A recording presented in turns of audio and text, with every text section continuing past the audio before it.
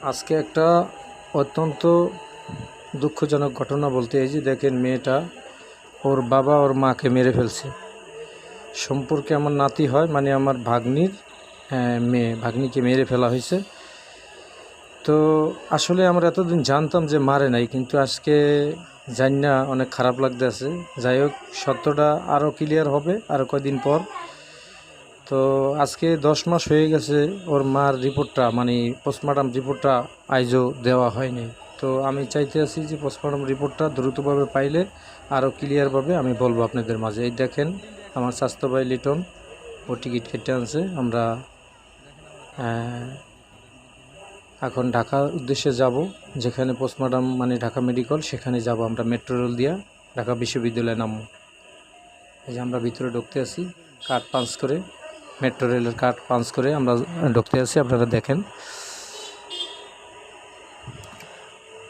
তো আসলে অত্যন্ত মর্মান্তিক ঘটনা। আমার অনেক কাজের মাঝেও আমি ওদের সাথে যাইতে হয়েছে, কারণ ওরা ঢাকা শহরে আসছে।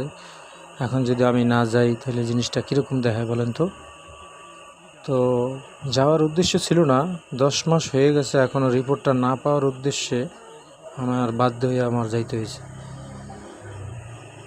তো এই যে দেখেন আমরা মেট্রো রেলের উপরে উঠতে আসি সিঁড়ি দিয়া, এই সিঁড়ি দিয়ে আমরা উপরে উঠতে আসি, মেট্রো রেলে উঠবো।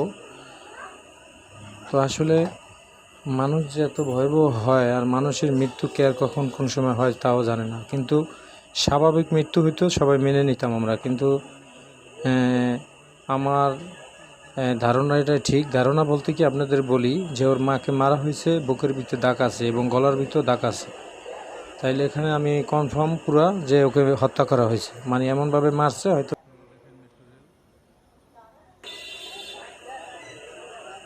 তো মারণের কারণেই মনে করেন এইভাবে দাগ হয়েছে, এটা আমি 100% শিওর। তবে বিস্তারিত হবে রিপোর্টের পর। আমরা সেই রিপোর্ট আনতে মিলেই কিন্তু আজকে এই মেট্রো রেলে আসছি। দেখেন মেট্রো রেলের দাঁড়ানো আছে, আমরা যেটা যাব এটা আসতে আছে। তো আপনারা যারা মেট্রো রেলে যাবেন অবশ্যই সতর্ক সাবধান অবলম্বন করে যাবেন। এখানে কিছু নিয়মকায়দা আছে, এতটুকুই যে আপনি এখানে উঠলে দরজাটার একটু দূরে থাকতে হয়, এরকম বলে বারে বারে ভিতরে কম্পিউটারের। তো আমার এই ইউটিউব চ্যানেলে আপনারা থাকবেন আশা করি। 1980 সুন্দর বাংলা 1980 আমার ইউটিউব চ্যানেলের নাম। আপনারা আশা করি থাকবেন। এই যে আমরা যে ট্রেনে উঠবো, এই যে দেখেন আসে পড়ছে আমাদের ট্রেন।